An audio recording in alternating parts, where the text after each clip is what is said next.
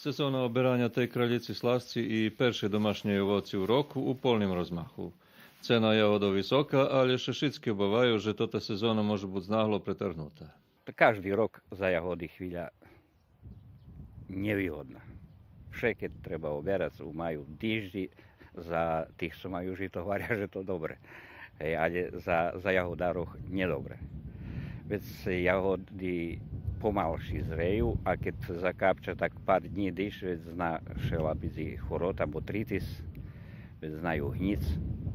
No za teraz toho roku viedom, že i druhý, ale u mne ešte nerušil botritis, takže dúfam, že aj nebude. Hoď pocerpam, pretože minimálno som tretíral jahody zo chemiu ozda najmenej, odkedy mám jahody.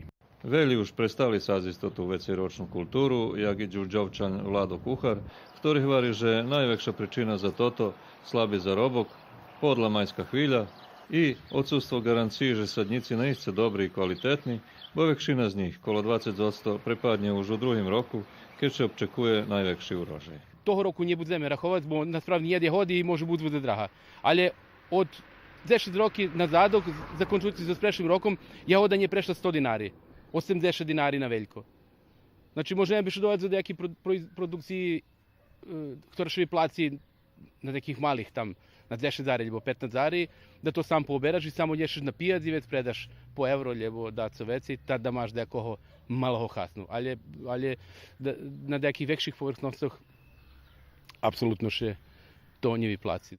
Jahody i jahodárov za teraz je ešte nadosť, ale tendencia zmenšania produkcii očihľadná.